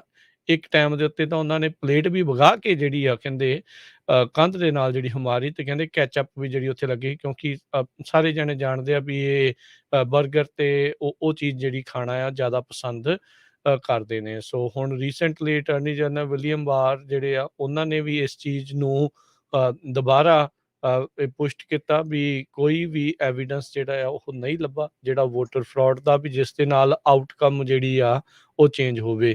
ਕਹਿੰਦੇ ਵੀ ਜਦ ਉੱਥੇ ਇਹ ਵੀ ਗੱਲਾਂ ਚੱਲੀਆਂ ਤਾਂ ਰਾਸ਼ਟਰਪਤੀ ਇਹ ਗੱਲਾਂ ਚੱਲੀਆਂ ਵੀ ਵਾਈਸ ਪ੍ਰੈਜ਼ੀਡੈਂਟ ਜਿਹੜੇ ਮਾਈਕ ਪੈਂਸ ਆ ਉਹਨਾਂ ਨੂੰ ਸੂਲੀ ਤੇ ਟੰਗ ਦੇਣਾ ਚਾਹੀਦਾ ਆ ਜਾਂ ਇੱਕ ਹਿਸਾਬ ਦੇ ਨਾਲ ਉਹਨਾਂ ਨੂੰ ਜਾਨੋਂ ਮਾਰ ਦਿਓ ਜਾਂ ਕੁਛ ਇਸ ਲਹਿਜੇ ਦੀਆਂ ਗੱਲਾਂ ਹੋਈਆਂ ਤਾਂ ਟਰੰਪ ਹੁਣਾਂ ਨੇ ਉਸ ਨੂੰ ਰੋਕਣ ਦੀ ਬਜਾਏ ਕਿਹਾ ਵੀ may be he deserves it ਵੀ ਉਹ ਚੀਜ਼ ਜਿਹੜੀ ਉਹ ਉਹਨਾਂ ਨੂੰ ਹੋ ਜਾਵੇ ਤਾਂ ਕੋਈ ਏਡੀ ਗੱਲ ਨਹੀਂ ਆ। ਸੋ ਇੱਦਾਂ ਦੀਆਂ ਜਿਹੜੀਆਂ ਗੱਲਾਂ ਕੱਲ੍ਹ ਦੇ ਜਿਹੜੇ ਖੁਲਾਸੇ ਜਿਹੜੇ ਹੋਏ ਆ ਇਸ ਇਨਸਰੈਕਸ਼ਨ ਜਿਹੜੀ ਹੋਈ ਸੀ 6 ਜਨਵਰੀ ਦੀ ਹਿੰਸਾ ਹੋਈ ਸੀ ਉਸ ਤੋਂ ਬਾਅਦ ਦੇ ਵਿੱਚ। ਸੋ ਆਉਣ ਵਾਲੇ ਦਿਨਾਂ ਦੇ ਵਿੱਚ ਹੋ ਸਕਦਾ ਵੀ ਇਹਨਾਂ ਨੇ ਹੋਰ ਹੀਅਰਿੰਗਸ ਜਿਹੜੀਆਂ ਉਹ ਰੱਖਣੀਆਂ ਹੋਣ। ਇਸ ਦੀ ਹਚਿਨਸਨ ਦੀ ਜਿਹੜੀ ਟੈਸਟੀਮੋਨੀ ਕਹਿੰਦੇ ਵੀ ਇੱਕ ਹਿਸਾਬ ਦੇ ਨਾਲ ਸਰਪ੍ਰਾਈਜ਼ ਸੀਗੀ। ਇਸਨੇ 24 ਘੰਟੇ ਪਹਿਲਾਂ ਹੀ ਜਿਹੜਾ ਉਹ ਦੱਸਿਆ ਵੀ ਮੈਂ ਇੱਥੇ ਜਿਹੜੀ ਆ ਉਹ ਹੀਅਰਿੰਗ ਦੇ ਵਿੱਚ ਆਪਣੇ ਬਿਆਨ ਜਿਹੜੀ ਉਹ ਦਰਜ ਕਰਾਊਂਗੀ। ਇਸ ਕਮੇਟੀ ਦੀ ਇਸ ਮਹੀਨੇ ਇਹ 6ਵੀਂ ਹੀਅਰਿੰਗ ਜਿਹੜੀ ਆ ਉਹ ਦੱਸੀ ਗਈ ਹੈਗੀ ਆ। ਸੋ ਰਾਸ਼ਟਰਪਤੀ ਟਰੰਪ ਜਾਣਾ ਚਾਹੁੰਦੇ ਸੀਗੇ ਉੱਥੇ ਕੈਪੀਟਲ ਦੇ ਵਿੱਚ ਆਪਣੇ ਜਿਹੜੇ ਹਿੰਸਾ ਕਰ ਰਹੇ ਆ ਲੋਕ ਉਹਨਾਂ ਦੇ ਨਾਲ ਉਹਨਾਂ ਨੂੰ ਕੈਪੀਟਲ ਦੇ ਵਿੱਚ ਕਹਿੰਦੇ ਵੀ ਲੈ ਕੇ ਜਾਣਾ ਚਾਹੁੰਦੇ ਸੀਗੇ ਪਰ ਸੀਕ੍ਰੇਟ ਸਰਵਿਸ ਨੇ ਉਹਨਾਂ ਨੂੰ ਰੋਕ ਦਿੱਤਾ। ਕਾਫੀ ਕਹਿੰਦੇ ਵੀ ਗੁੱਸੇ ਦੇ ਵਿੱਚ ਆ ਕੇ ਇੱਕ ਵਾਰੀ ਤਾਂ ਉਹਨਾਂ ਨੇ ਗੱਡੀ ਨੂੰ ਖੁਦ ਚਲਾਉਣ ਦੀ ਸਟੀਅਰਿੰਗ ਵੀ ਜਿਹੜਾ ਉਹ ਕਹਿੰਦੇ ਫੜ ਲਿਆ ਸੀਗਾ। ਜੀ ਅਗਲੀ ਖਬਰ ਨਾਟੋ ਦੀ ਡੀਲ ਬਣ ਗਈ ਹੈਗੀ ਆ ਵੀ ਟਰਕੀ ਤੇ ਸਵੀਡਨ ਨੂੰ ਟਰਕੀ ਹੁਣ ਸਵੀਡਨ ਤੇ ਫਿਨਲੈਂਡ ਨੂੰ ਐਕਸੈਪਟ ਕਰੇਗਾ ਨਾਟੋ ਦੇ ਵਿੱਚ। ਟਰਕੀ ਬਹੁਤ ਚਿਰਾਂ ਤੋਂ ਇਸ ਦਾ ਵਿਰੋਧ ਕਰ ਰਿਹਾ ਸੀ ਤੇ ਉਸ ਟਰਕੀ ਨੇ ਹੁਣ ਕਾਫੀ ਡੀਲ ਯੂਐਸਏ ਨਾਲ ਬਣਾ ਲਈ ਆ। ਇਸ ਨੂੰ ਐਕਸੈਪਟ ਕਰਨ ਦੇ ਲਈ ਟਰਕੀ F-16 ਯੂਐਸਏ ਦੇ ਕੋਲੋਂ ਰਿਸੀਵ ਕਰੇਗਾ। ਟਰਕਿਸ਼ ਪ੍ਰੈਜ਼ੀਡੈਂਟ ਰੈਸਿਪ ਐਰਦੋਗਨ ਪਹਿਲਾਂ ਤੋਂ ਹੀ ਫਸ ਰਿਹਾ ਸੀ ਵੀ ਮੈਂ ਇਸ ਹੱਕ ਦੇ ਵਿੱਚ ਨਹੀਂ ਵੀ ਇਹ ਦੋ ਮੁਲਕ ਨਾਟੋ ਦੇ ਵਿੱਚ ਜੋੜੇ ਜਾਣ। ਪਰ ਜਦੋਂ ਹੁਣ ਪ੍ਰੈਜ਼ੀਡੈਂਟ ਬਾਈਡਨ ਹੁਣੀ ਗਏ ਵੀ ਹੈਗੇ ਆ G7 ਕੰਟਰੀਜ਼ ਦੀ ਮੀਟਿੰਗ ਹੋ ਰਹੀ ਆ ਤੇ ਉੱਥੇ ਵੀ ਉਹਨਾਂ ਨੇ ਗੱਲਬਾਤ ਕੀਤੀ ਆ ਤੇ ਹੁਣ ਟਰਕਿਸ਼ ਪ੍ਰੈਜ਼ੀਡੈਂਟ ਐਗਰੀ ਕਰ ਗਿਆ। ਟਰਕੀ ਨੂੰ ਸਭ ਤੋਂ ਵੱਡੀ ਪ੍ਰੋਬਲਮ ਇਸ ਟਾਈਮ ਕਰਡ ਲੋਕਾਂ ਦੇ ਕੋਲੋਂ ਵੀ ਹੈਗੀ ਆ। ਟਰਕੀ ਦੇ ਵਿੱਚ 14 ਮਿਲੀਅਨ ਕੁਰਦ ਰਹਿੰਦੇ ਆ, ਆਪਾਂ ਜਿਹਨੂੰ ਪੰਜਾਬੀ 'ਚ ਕੁਰਦ ਕਹਿ ਸਕਦੇ ਹਾਂ। ਸਭ ਤੋਂ ਵੱਡਾ ਐਥਨਿਕ ਗਰੁੱਪ ਹੈਗਾ। ਟੋਟਲ ਪਾਪੂਲੇਸ਼ਨ ਕੁਰਦ ਲੋਕਾਂ ਦੀ 30 ਮਿਲੀਅਨ ਆ ਜੋ ਵੱਖ-ਵੱਖ ਮੁਲਕਾਂ 'ਚ ਰਹਿੰਦੇ ਆ। ਟਰਕੀ ਹੋ ਗਿਆ, ਇਰਾਨ, ਇਰਾਕ, ਸੀਰੀਆ ਤੇ ਹੋਰ ਮੁਲਕਾਂ ਦੇ ਵਿੱਚ ਵੀ। ਉਹਨਾਂ ਨਾਲ ਵੀ ਬਹੁਤ ਧੋਖਾ ਹੋਇਆ ਸਾਡੇ ਵਾਂਗ ਜੋ ਸਿੱਖਾਂ ਨਾਲ ਜਾਂ ਪੰਜਾਬੀਆਂ ਨਾਲ ਹੋਇਆ। ਜਦੋਂ ਇਰਾਕ ਵਾਰ ਹੋਇਆ ਉਸ ਟਾਈਮ ਦੇ ਉੱਤੇ ਕੁਰਦ ਲੋਕ ਸੀ ਉਹਨਾਂ ਨੇ ਅਮਰੀਕਾ ਦਾ ਸਾਥ ਦਿੱਤਾ ਤੇ ਅਮਰੀਕਾ ਨੇ ਉਹਨਾਂ ਨੂੰ ਵਾਅਦਾ ਕੀਤਾ ਸੀ ਵੀ ਅਸੀਂ ਤੁਹਾਨੂੰ ਤੁਹਾਡਾ ਮੁਲਕ ਇਰਾਕ ਤੇ ਟਰਕੀ ਜੋ ਆ ਉਹਨਾਂ ਦੇ ਵਿਚਾਲੇ ਬਣਾ ਕੇ ਦੇਵਾਂਗੇ ਕੁਰਦਿਸਤਾਨ। ਪਰ ਉਹਨਾਂ ਨਾਲ ਧੋਖਾ ਹੋ ਗਿਆ। ਉਹਨਾਂ ਨੂੰ ਬਾਅਦ ਦੇ ਵਿੱਚ ਕਿਸੇ ਨੇ ਪੁੱਛਿਆ ਨਹੀਂ ਤੇ ਉਹ ਵਿਚਾਰੇ ਹਜੇ ਤੱਕ ਵੀ ਭਟਕ ਰਹੇ ਹੈਗੇ ਆ। ਉਹ ਆਪਣੀ ਫਾਈਟ ਕਰ ਰਹੇ ਆ। ਇੱਕ ਮੇਜਰ ਗਰੁੱਪ ਕੁਰਦ ਲੋਕਾਂ ਦਾ ਕੁਰਦਿਸ਼ ਸੈਪਰੇਟਿਸਟ ਗਰੁੱਪ ਹੈਗਾ ਆ ਕੁਰਦਿਸ਼ ਵਰਕਰਸ ਪਾਰਟੀ। ਉਹ ਆਪਣੀ ਜੰਗ ਲੜ ਰਿਹਾ ਟਰਕਿਸ਼ ਲੋਕਾਂ ਦੇ ਨਾਲ, ਟਰਕਿਸ਼ ਸਟੇਟ ਦੇ ਨਾਲ। 1980 ਤੋਂ ਲੈ ਕੇ 40,000 ਤੋਂ ਵੱਧ ਮੌਤਾਂ ਹੋ ਚੁੱਕੀਆਂ। ਪਰ ਜਦੋਂ ਹੁਣ US ਦੀ ਗਵਰਨਮੈਂਟ ਤੇ ਹੋਰ ਯੂਰਪੀਅਨ ਮੁਲਕ ਪੂਰੀ ਤਰ੍ਹਾਂ ਮਿਲਟਰੀ ਦੀ ਹੈਲਪ, ਮਿਲਟਰੀ ਇਕਵਿਪਮੈਂਟ ਦੀ ਹੈਲਪ ਜਿਸ ਤਰ੍ਹਾਂ F-16 ਫਾਈਟਰ ਟਰਕੀ ਨੂੰ ਦੇਣਗੇ ਤੇ ਉਹ ਪੂਰੀ ਤਰ੍ਹਾਂ ਦੱਬੇ ਜਾਣਗੇ। ਪਹਿਲੇ ਟਰਕੀ ਨੂੰ ਜੋ ਮਿਲਟਰੀ ਦਾ ਸਮਾਨ ਦੇਣਾ ਸੀ ਉਸ ਦੇ ਉੱਤੇ ਬੈਨ ਲਾ ਦਿੱਤਾ ਗਿਆ ਸੀ ਕਿਉਂਕਿ ਇਹਨਾਂ ਨੇ ਕੁਝ ਮਿਜ਼ਾਈਲਸ ਉਹ ਰਸ਼ੀਆ ਤੋਂ ਬਾਈ ਕਰ ਲਈਆਂ ਸੀ ਤੇ USA ਨੇ ਇਹ ਕਿਹਾ ਸੀ ਵੀ ਅਸੀਂ ਤੁਹਾਨੂੰ ਨਹੀਂ ਵੇਚਣੀਆਂ। ਪਰ ਹੁਣ ਦੂਸਰੇ ਦੋ ਮੁਲਕਾਂ ਦੇ ਚੱਕਰ ਦੇ ਵਿੱਚ ਸੋ ਤੁਰਕੀ ਵਾਲੇ ਵੀ ਆਪਣਾ ਜਿਹੜਾ ਦਾ ਆ ਉਹ ਲਾ ਗਏ। ਜੀ, ਕਿਉਂਕਿ ਇਹ ਭੂਗੋਲਿਕ ਤੌਰ ਦੇ ਉੱਤੇ ਅਜਿਹੀ ਥਾਂ ਦੇ ਉੱਤੇ ਆ ਕਹਿੰਦਾ ਵੀ ਜੇ ਤਾਂ ਅਸੀਂ ਦੇਖੋ ਦਰਵਾਜ਼ੇ ਖੋਲ੍ਹਦੇ ਆ ਤਾਂ ਅਫਰੀਕਾ ਦੇ ਬਹੁਤ ਸਾਰੇ ਲੋਕਾਂ ਨੇ ਸਿੱਧਾ ਯੂਰਪ ਦੇ ਵਿੱਚ ਵੜ ਜਾਣਾ ਆ। ਸੋ ਆਪਣੀ ਉਸ ਭੂਗੋਲਿਕ ਥਾਂ ਦਾ ਬੜਾ ਕੂਟਨੀਤਿਕ ਢੰਗ ਦੇ ਨਾਲ ਆਪਣੇ ਲਈ ਉਹ ਫਾਇਦਾ ਜਿਹੜਾ ਉਹ ਲੱਭਦਾ ਆ। ਇਸ ਨੇ ਪਹਿਲਾਂ ਵਿਰੋਧਤਾ ਕੀਤੀ ਸੀ ਸਵੀਡਨ, ਫਿਨਲੈਂਡ ਦੇ ਨਾਟੋ ਦੇ ਜੁਆਇਨਿੰਗ ਕਰਨ ਦੇ ਲਈ, ਤੇ ਹੁਣ F-16 ਸ਼ਾਇਦ ਮਿਲਣਗੇ, ਤਾਂ ਉਹਦੇ ਲਈ ਉਹ ਹੁਣ ਓਕੇ ਜਿਹੜਾ ਉਹ ਕਰ ਗਿਆ। ਸੋ ਜਿੱਦਾਂ ਦੱਸਿਆ ਗਿਆ ਆ, ਟਰਕੀ ਦੇ ਵਿੱਚ ਵੀ ਇਨਫਲੇਸ਼ਨ ਬਹੁਤ ਜ਼ਿਆਦਾ ਹੋਈ ਪਈ ਆ, ਬਹੁਤ ਜ਼ਿਆਦਾ ਬੁਰਾ ਹਾਲ ਹੈਗਾ ਆ। ਕਈ ਥਾਵਾਂ ਦੇ ਉੱਤੇ ਉੱਥੇ ਤਾਂ ਇਨਫਲੇਸ਼ਨ 70%, ਆਪਣੇ ਤੇ ਹਰਜੋਤ ਸਿੰਘ ਜੀ 8.6% ਦੇ ਨਾਲ ਲੋਕਾਂ ਦਾ ਰੋਣ ਨਿਕਲਿਆ ਪਿਆ ਆ। ਉੱਥੇ 70% ਇਨਫਲੇਸ਼ਨ ਕਈ ਚੀਜ਼ਾਂ ਦੇ ਵਿੱਚ ਜਿਹੜੀ ਉੱਤੇ ਪਹੁੰਚ ਚੁੱਕੀ ਹੈਗੀ ਆ। ਸੋ ਉੱਥੋਂ ਪਰ ਫਿਰ ਵੀ ਜਿਹੜਾ ਐਰਡੋਗਨ ਆ, ਜੋ ਕਿ ਲੰਮੇ ਸਮੇਂ ਤੋਂ ਟਰਕੀ ਦੇ ਉੱਤੇ ਇੱਕ ਹਿਸਾਬ ਦੇ ਨਾਲ ਕਾਬਜ਼ ਹੈਗਾ ਆ, ਤੇ ਸੱਤਾਧਾਰੀ ਆ, ਉਹ ਆਪਣੇ ਫਾਇਦੇ ਦੀਆਂ ਇਸ ਹਿਸਾਬ ਦੇ ਨਾਲ ਚੀਜ਼ਾਂ ਕਰ ਰਿਹਾ ਆ। ਅਗਲੀ ਜਿਹੜੀ ਜੀ ਹਰਜੋਤ ਸਿੰਘ ਜੀ ਕਰਦੇ ਜਾਈਏ, ਕੈਲੀਫੋਰਨੀਆ ਡਿਪਾਰਟਮੈਂਟ ਆਫ ਜਿਹੜੀ ਜਸਟਿਸ ਆ, ਉਹਨਾਂ ਨੇ ਇਹ ਮੰਨਿਆ ਵੀ ਉਹਨਾਂ ਦੀ ਇੱਕ ਡਾਟਾ ਬ੍ਰੀਚ ਹੋਇਆ ਆ, ਜਿਹੜੀ ਇਨਫੋਰਮੇਸ਼ਨ ਆ ਉਹ ਚੋਰੀ ਹੋਈ ਆ, ਤੇ ਚੋਰੀ ਵੀ ਉਹਨਾਂ ਲੋਕਾਂ ਦੀ ਇਨਫੋਰਮੇਸ਼ਨ ਹੋਈ ਆ, ਪਰਸਨਲ ਇਨਫੋਰਮੇਸ਼ਨ ਹੋਈ ਆ, ਜਿਨ੍ਹਾਂ ਦੇ ਕੋਲ ਕੰਸੀਲਡ ਕੈਰੀ ਪਰਮਿਟ ਹੋਲਡਰ ਹੈਗੇ ਆ ਅਕ੍ਰੋਸ ਦਾ ਸਟੇਟ। ਉਹਨਾਂ ਦੀ ਕਹਿੰਦੇ ਵੀ ਨੇਮ, ਐਡਰੈਸਿਸ, ਲਾਇਸੈਂਸਿਸ ਟਾਈਪਸ, ਸਾਰੇ ਜਿਹੜੇ ਕੰਸੀਲਡ ਕੈਰੀ ਪਰਮਿਟ ਹੋਲਡਰਸ ਆ ਕੈਲੀਫੋਰਨੀਆ ਦੇ ਵਿੱਚ, ਉਹ ਐਕਸਪੋਜ਼ ਹੋਏ ਆ। Department of justice the website ਦੇ ਉੱਤੇ ਇਹ ਡਾਟਾ ਬ੍ਰੀਚ ਹੋਇਆ ਸੀ। ਫਰੈਜ਼ਨੋ ਕਾਉਂਟੀ ਸ਼ੈਰਿਫ ਆਫਿਸ ਨੂੰ ਮੰਗਲਵਾਰ ਇਹ ਪਤਾ ਲੱਗਾ ਸੀਗਾ ਬ੍ਰੀਚ ਦੇ ਬਾਰੇ, ਵੀ ਇਸ ਤਰੀਕੇ ਦੇ ਨਾਲ ਡਾਟਾ ਜਿਹੜਾ ਉਹ ਚੋਰੀ ਹੋਇਆ ਆ। ਕੈਲੀਫੋਰਨੀਆ ਸਟੇਟ ਸ਼ੈਰਿਫ ਐਸੋਸੀਏਸ਼ਨ ਨੇ ਜਿਹੜਾ ਉਹ ਦੱਸਿਆ ਹੈਗਾ ਆ। ਸੋ ਕਹਿੰਦੇ ਵੀ 2022 ਫਾਇਰ ਆਰਮਸ ਡੈਸ਼ਬੋਰਡ ਪੋਰਟਲ ਇਹ ਲਾਂਚ ਕੀਤਾ ਸੀਗਾ, ਤੇ ਇਹ ਬ੍ਰੀਚ ਉਸੇ ਦੇ ਕਰਕੇ ਹੀ ਜਿਹੜੀ ਉਹ ਹੋਈ ਆ। ਸੋ ਜਿਹੜੀ ਪਬਲਿਕ ਸਾਈਟ ਕਹਿੰਦੇ ਆ ਉਹ ਤਾਂ ਐਕਸੈਸਿਬਲ ਹੈਗੀ ਆ, ਜਿਹੜਾ concealed carry weapon CCW permit holder ਹੈਗੇ ਆ, ਉਹ ਅਵੇਲੇਬਲ ਨਹੀਂ ਸੀ ਹੋਣੇ ਚਾਹੀਦੇ, ਉੱਥੇ ਵਿਜ਼ੀਬਲ ਨਹੀਂ ਸੀ ਹੋਣੇ ਚਾਹੀਦੇ, ਪਰ ਉੱਥੇ ਵਿਜ਼ੀਬਲ ਹੋ ਗਏ। ਸੋ ਜਿਨ੍ਹਾਂ ਦੇ ਕੋਲ ਵੀ CCW ਪਰਮਿਟ ਸੀਗੇ, ਉਹਨਾਂ ਦੀ ਸਾਰੀ ਪਰਸਨਲ ਇਨਫੋਰਮੇਸ਼ਨ ਕਹਿੰਦੇ ਆ ਵੀ ਉਹਨਾਂ ਦਾ ਨਾਮ, ਉਮਰ, address, criminal identification index number, license type, ਇਹ ਜਿਹੜਾ ਆ ਉੱਥੇ ਪੇਸ਼ ਹੋ ਗਿਆ ਸੀਗਾ। ਸੋ ਉਹਨਾਂ ਨੇ DOJ ਨੇ ਬਾਅਦ ਦੇ ਵਿੱਚ ਤੁਰੰਤ ਉਸ ਡੈਸ਼ਬੋਰਡ ਨੂੰ ਬੰਦ ਜਿਹੜਾ ਉਹ ਕਰ ਦਿੱਤਾ ਸੀਗਾ, ਜਿੱਦਾਂ ਹੀ ਬ੍ਰੀਚ ਦੇ ਬਾਰੇ ਇਹ ਪਤਾ ਲੱਗਾ ਸੀਗਾ। ਸੋ ਇਹ ਇੱਕ ਬਹੁਤ ਮੰਦਭਾਗੀ ਜਿਹੜੀ ਇਹੀ ਗੱਲ ਆ। ਇੱਦਾਂ ਦੀਆਂ ਪਰ ਬ੍ਰੀਚਿਸ ਬੜੀ ਆਮ ਜੀ ਗੱਲ ਅੱਜ ਦੀ ਰੋਜ਼ਮर्रा ਦੀ ਜ਼ਿੰਦਗੀ ਦੇ ਵਿੱਚ ਬਣ ਚੁੱਕੀ ਆ। ਜੀ ਅਗਲੀ ਖਬਰ US ਸੁਪਰੀਮ ਕੋਰਟ ਵੱਲੋਂ ਆ ਰਹੀ ਹੈ। US ਸੁਪਰੀਮ ਕੋਰਟ ਨੇ ਪਿਛਲੇ ਦਿਨਾਂ ਦੇ ਵਿੱਚ ਦੋ ਬਹੁਤ ਵੱਡੇ ਡਿਸੀਜਨ ਦਿੱਤੇ ਸੀ, ਜਿਨ੍ਹਾਂ ਦੇ ਵਿੱਚੋਂ ਇੱਕ ਰੋ ਵਰਸਸ ਵੇਡ ਵਰਸ਼ਨ ਵਾਲਾ ਓਵਰਟਰਨ ਕਰ ਦਿੱਤਾ ਸੀ। ਹੁਣ ਵੀਰਵਾਰ ਨੂੰ, ਕੱਲ ਨੂੰ, ਜਾਣੀ ਕਿ ਦੋ ਹੋਰ ਡਿਸੀਜਨ ਕਾਫੀ ਵੱਡੇ ਆ ਸੁਪਰੀਮ ਕੋਰਟ ਉਹ ਦੇਣ ਜਾ ਰਹੀ ਹੈਗੀ ਆ। ਇੱਕ ਤਾਂ ਇਮੀਗ੍ਰੇਸ਼ਨ ਨੂੰ ਲੈ ਕੇ ਹੈਗਾ ਆ, ਰਮੇਨ ਇਨ ਮੈਕਸੀਕੋ ਪਾਲਿਸੀ ਜੋ ਪ੍ਰੈਜ਼ੀਡੈਂਟ ਟਰੰਪ ਉਹਨਾਂ ਨੇ ਸੈਟਅਪ ਕੀਤਾ ਸੀ, ਤੇ ਦੂਸਰਾ ਹੈਗਾ এনवायरमेंटल ਰੈਗੂਲੇਸ਼ਨਸ ਨੂੰ ਲੈ ਕੇ। এনवायरमेंटल ਪ੍ਰੋਟੈਕਸ਼ਨ ਅਥਾਰਟੀ ਜੋ ਆ, ਇਹਦੇ ਕੋਲ ਮੇਜਰ ਰੂਲਸ ਹੈਗੇ ਆ, ਮੇਜਰ ਪਾਵਰ ਆ, ਕਿਸ ਤਰ੍ਹਾਂ ਇਸ ਨੂੰ ਵਰਤ ਸਕਦੀ ਆ। ਸੋ ਇਸ ਦੇ ਬਾਬਤ ਵੀ ਕੇਸ US ਸੁਪਰੀਮ ਕੋਰਟ ਦੇ ਕੋਲ ਗਿਆ ਆ, ਤੇ ਦੂਸਰਾ ਪ੍ਰੈਜ਼ੀਡੈਂਟ ਜੋ ਬਾਈਡਨ ਹੁਣੀ ਰਮੇਨ ਇਨ ਮੈਕਸੀਕੋ ਪਾਲਿਸੀ ਨੂੰ ਓਵਰਟਰਨ ਕਰਨਾ ਚਾਹੁੰਦੇ ਆ, ਉਹਦੇ ਸਬੰਧ ਦੇ ਵਿੱਚ ਹੈਗਾ।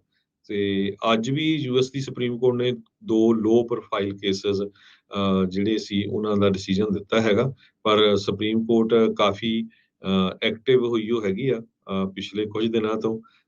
ਤੇ ਦੇਖਦੇ ਆ ਕੱਲ ਨੂੰ ਇਹ ਵੀ ਬਹੁਤ ਵੱਡੇ ਮੁੱਦੇ ਹੈਗੇ, ਇਹਨਾਂ ਦੇ ਉੱਤੇ ਕਿਸ ਤਰ੍ਹਾਂ ਦਾ ਜਿਹੜਾ ਡਿਸੀਜਨ ਆਉਂਦਾ ਹੈਗਾ। ਤੇ ਅਨਫੋਰਚੂਨੇਟਲੀ ਇੱਕ ਹੁਣ ਇਮੀਗ੍ਰੇਸ਼ਨ ਨੂੰ ਲੈ ਕੇ ਆਪਾਂ ਤੁਹਾਡੇ ਨਾਲ ਪਹਿਲਾਂ ਖਬਰ ਸਾਂਝੀ ਕੀਤੀ ਸੀ ਵੀ ਐਡੀ ਬੁਰੀ ਇੰਨੇ ਲੋਕਾਂ ਦੀ ਮੌਤ ਹੋ ਗਈ ਆ।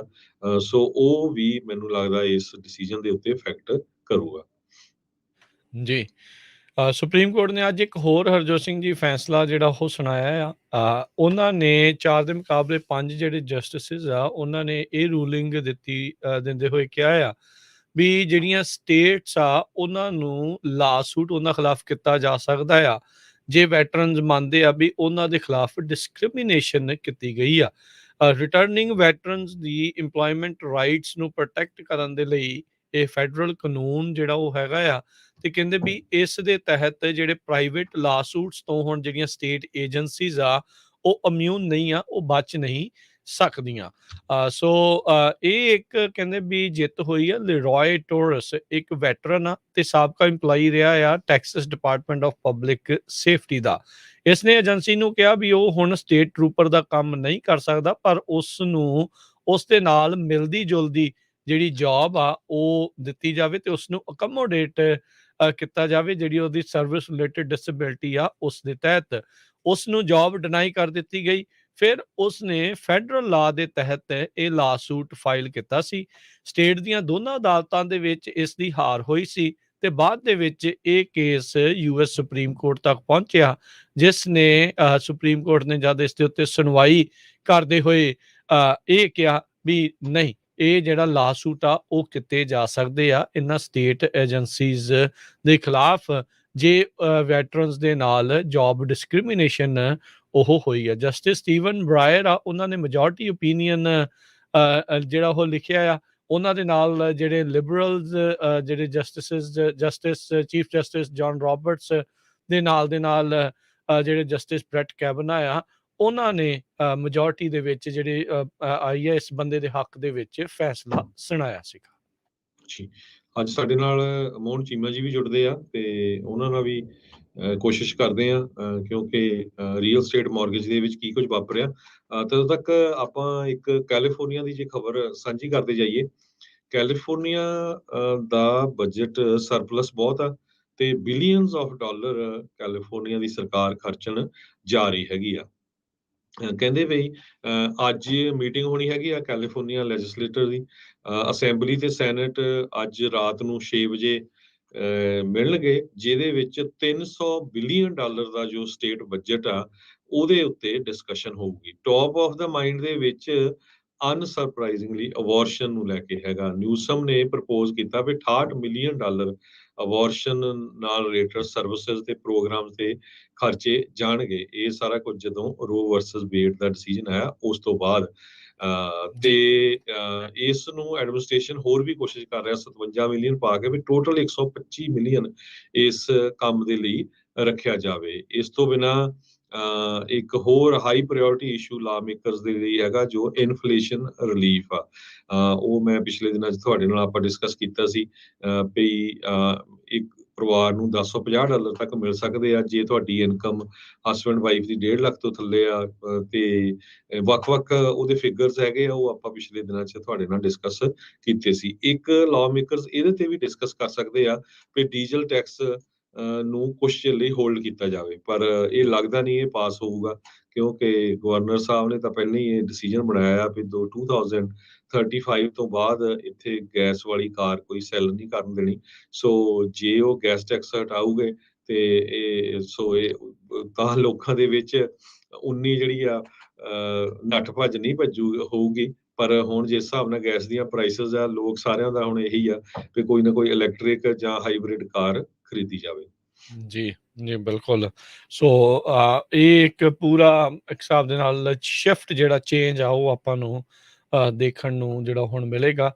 ਲੈਟਸ ਸੀ ਜਿਹੜਾ ਇਸ ਦੇ ਨਾਲ ਕੀ ਬਣਦਾ ਹੈ। ਪਰ ਹਾਲ ਦੀ ਘੜੀ ਆਉਂਦੇ ਦਿਨਾਂ ਦੇ ਵਿੱਚ ਕੋਈ ਤੇਲ ਦੀਆਂ ਕੀਮਤਾਂ ਨੂੰ ਜਿਹੜੀ ਰਾਹਤ ਆਊਗੀ, ਇਸ ਦੀ ਕੋਈ ਸੰਭਾਵਨਾ ਘੱਟ ਆ। ਜਿੱਦਾਂ ਕੱਲ ਵੀ ਆਪਾਂ ਦੱਸ ਰਹੇ ਸੀਗੇ ਵੀ G7 ਦੀ ਮੀਟਿੰਗ ਦੇ ਦੌਰਾਨ ਬਾਈਡਨ ਹੁਣਾਂ ਨੂੰ ਇੱਕ ਮਾੜੀ ਖਬਰ ਇਹ ਦਿੱਤੀ ਗਈ ਆ ਵੀ UAE ਤੇ ਸਾਊਦੀ ਜਿਹੜੇ ਆ ਉਹ ਆਪਣੇ ਤੇਲ ਦਾ ਉਤਪਾਦਨ ਹੋਰ ਨਹੀਂ ਵਧਾ ਸਕਦੇ।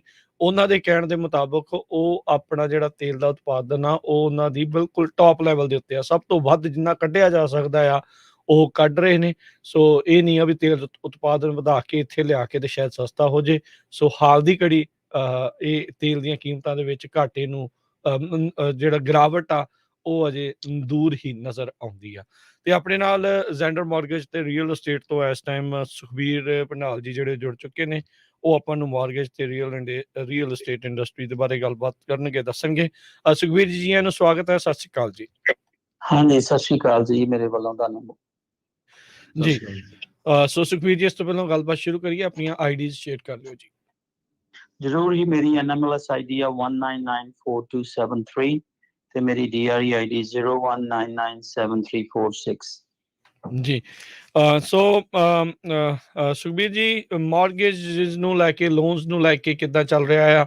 ਸੋ ਅਜੇ ਵੀ ਹੋਰ ਵੱਧ ਰਿਹਾ ਜਾਂ ਜਿੰਨੇ ਕੁ ਲਾਸਟ ਟਾਈਮ ਸੀਗੇ ਉੱਥੇ ਕੀ ਸਟੇਬਲ ਚੱਲ ਰਹੇ ਆ ਰੇਟਸ? ਹਾਂਜੀ, ਰੇਟਸ ਜਿਹੜੇ ਆ ਉਹ ਆਪਾਂ ਨੂੰ ਪਤਾ ਹੀ ਆ ਕਿ ਫੈਡ ਨੇ ਕਾਫੀ ਵਧਾਏ ਹੋਏ ਆ।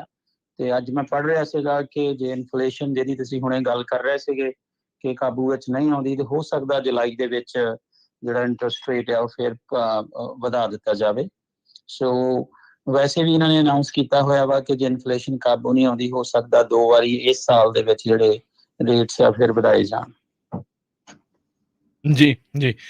ਸੋ ਸੁਖਬੀਰ ਜੀ, ਇਹੋ ਜਿਹੇ ਮੌਕੇ ਦੇ ਉੱਤੇ ਫਿਰ ਕੀ ਆਪਸ਼ਨਸ ਲੋਕਾਂ ਦੇ ਕੋਲ ਰਹਿੰਦੀਆਂ ਆ? ਕੀ ਲੋਕ ਕਮਰਸ਼ੀਅਲ ਇਨਵੈਸਟਮੈਂਟ ਦੇ ਵੱਲ ਨੂੰ ਜ਼ਿਆਦਾ ਤਰਜੀਹ ਦਿੰਦੇ ਆ ਜਾਂ ਘਰਾਂ ਵੱਲ ਨੂੰ ਜ਼ਿਆਦਾ ਤਰਜੀਹ ਦਿੰਦੇ ਆ? ਕੀ ਆਪਸ਼ਨਸ ਜਿਹੜੀਆਂ ਉਹ ਜ਼ਿਆਦਾ ਰਹਿੰਦੀਆਂ ਨੇ? ਹਾਂਜੀ, ਦੇਖੋ, ਸਭ ਤੋਂ ਪਹਿਲਾਂ ਤੇ ਇਹ ਜ਼ਰੂਰੀ ਆ ਕਿ ਤੁਸੀਂ ਆਪਣੇ ਬਜਟ ਬਾਰੇ ਜਾਂ ਆਪਣੀ ਇਨਕਮ ਬਾਰੇ ਜਿਹੜਾ ਵਾ ਥੋੜਾ ਸੋਚ ਸਮਝ ਕੇ ਫੈਸਲਾ ਲੈਣਾ, ਕਿਉਂਕਿ ਇਹ ਬਹੁਤ ਜ਼ਿਆਦਾ ਇਨਫਲੇਸ਼ਨ ਦਾ ਤੇ ਨਾਲ ਹੀ ਨਾਲ ਰਿਸੈਸ਼ਨ ਦਾ ਜਿਹੜਾ ਰੌਲਾ ਪੈ ਰਿਹਾ, ਦਿਖ ਵੀ ਰਿਹਾ ਵਾ। ਸੋ ਰਹੀ ਗੱਲ ਜਿਹੜੀ ਕਮਰਸ਼ੀਅਲ ਇਨਵੈਸਟਮੈਂਟ ਦੀ, ਉਹ ਦੇਖੋ ਕਦੀ ਵੀ ਕੀਤੀ ਜਾ ਸਕਦੀ ਆ। ਉਹਦਾ ਰੀਜ਼ਨ ਕੀ ਹੁੰਦਾ ਵਾ ਕਿ ਆਪਾਂ ਉਹਦੇ ਵਿੱਚੋਂ ਇਨਕਮ ਜਿਹੜੀ ਉਹ ਬਣਾਉਣੀ ਹੁੰਦੀ ਆ। ਸੋ ਜਦੋਂ ਆਪਾਂ ਕਮਰਸ਼ੀਅਲ ਇਨਵੈਸਟਮੈਂਟ ਕਰਦੇ ਆ ਤੇ ਉਹਦੇ ਵਿੱਚ ਫਸਟ ਆਫ ਆਲ ਤੇ ਆਪਾਂ ਆਪਣੀ ਜਿਹੜੀ ਜੌਬ ਟ੍ਰੇਡ ਆ ਉਹਨੂੰ ਚੇਂਜ ਕਰ ਰਹੇ ਹੁੰਦੇ ਆ, ਕਿ ਆਪਾਂ ਦੇਖਣਾ ਹੁੰਦਾ ਵਾ ਕਿ ਬਈ ਜਿਹੜਾ ਮੈਂ ਅਗਲਾ ਕੰਮ ਕਰਨਾ ਵਾ ਉਹ ਮੇਰੇ ਲਈ ਬਿਹਤਰ ਹੈ ਜਾਂ ਨਹੀਂ ਬਿਹਤਰ।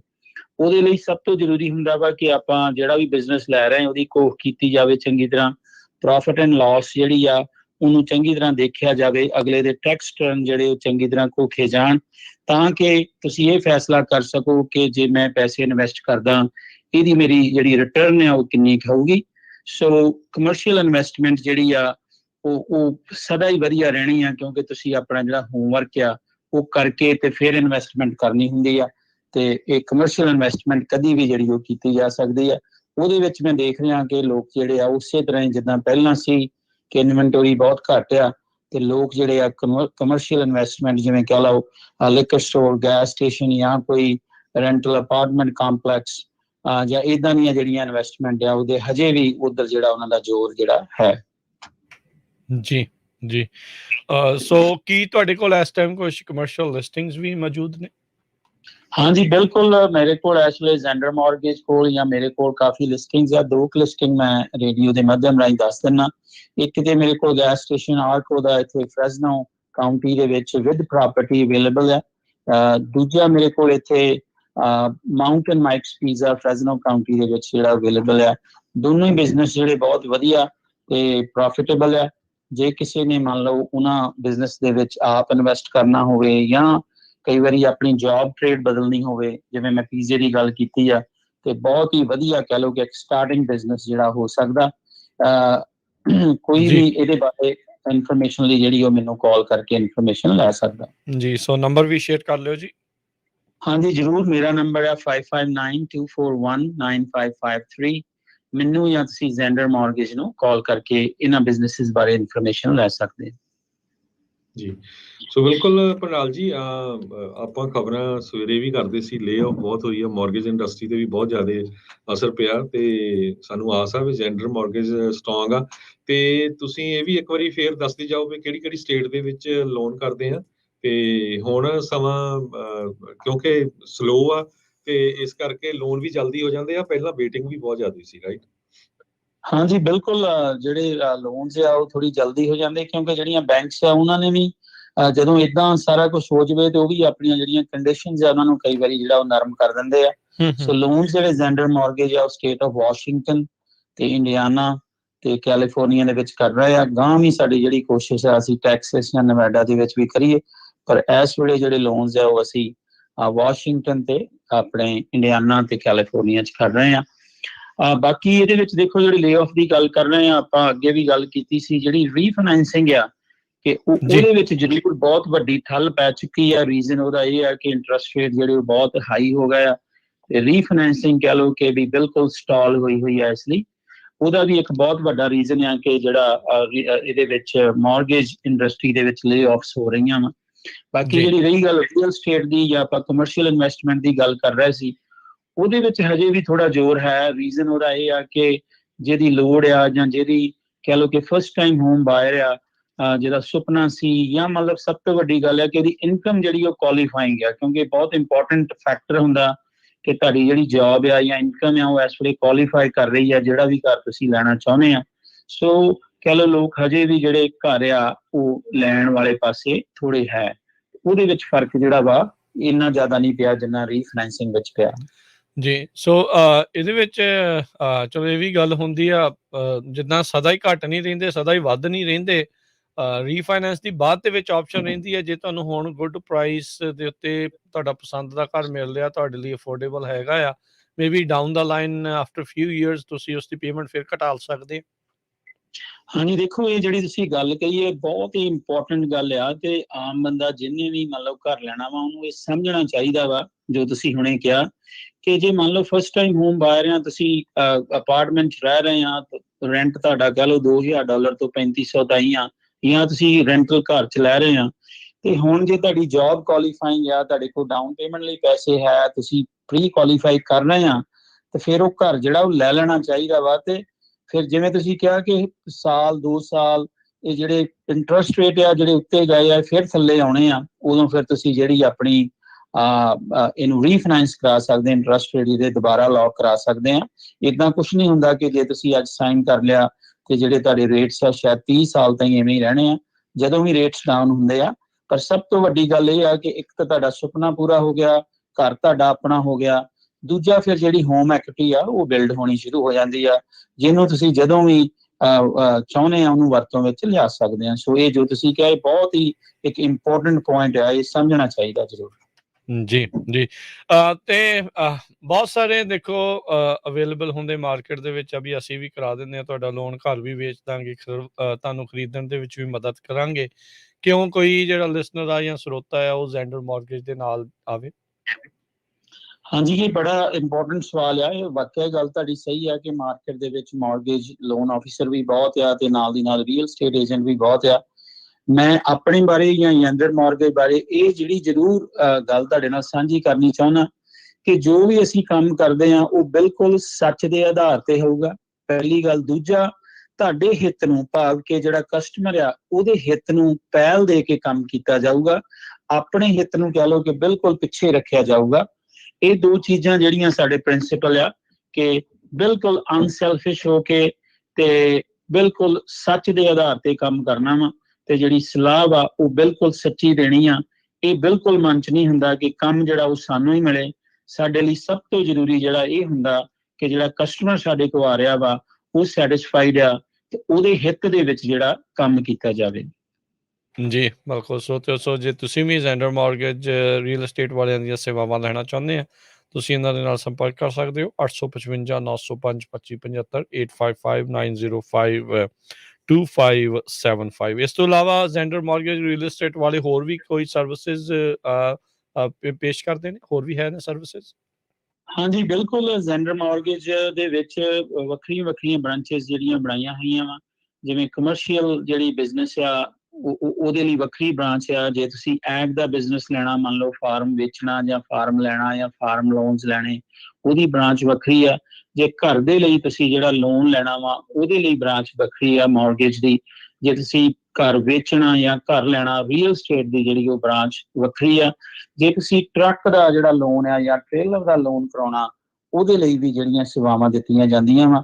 ਸੋ ਇਦਾਂ ਨਹੀਂ ਆ ਕਿ ਵੀ ਇੱਕ ਹੀ ਬੰਦਾ ਜਿਹੜਾ ਉਹ ਸਾਰਾ ਕੁਝ ਕਰ ਰਿਹਾ ਵਾ। ਕੋਈ ਜ਼ਿੰਮੇਵਾਰੀਆਂ ਜਿਹੜੀਆਂ ਉਹ ਵੱਖਰੇ ਵੱਖਰੀ ਟੀਮ ਨੂੰ ਦਿੱਤੀਆਂ ਹੋਈਆਂ। ਸੋ ਕਿਸੇ ਵੀ ਤਰੀਕੇ ਦਾ ਜਿਹੜੇ ਮੈਂ ਦੱਸੇ ਆ ਲੋਨ ਜਾਂ ਤੁਸੀਂ ਰੀਅਲ estate ਦੀਆਂ ਸੇਵਾਵਾਂ ਲੈਣੀਆਂ, ਤੁਸੀਂ ਜ਼ੈਂਡਰ ਮਾਰਗੇਜ ਨੂੰ ਕਾਲ ਕਰ ਸਕਦੇ ਆ ਤੇ ਉਹ ਟੀਮ ਜਿਹੜੀ ਆ ਉਹ ਤੁਹਾਡੇ ਨਾਲ ਵਰਕ ਕਰੂਗੀ ਜਿਹੜੀ ਉਸ ਬ੍ਰਾਂਚ ਦੇ ਵਿੱਚ ਕੰਮ ਕਰ ਰਹੀ ਹੈ। ਜੀ, ਜੀ।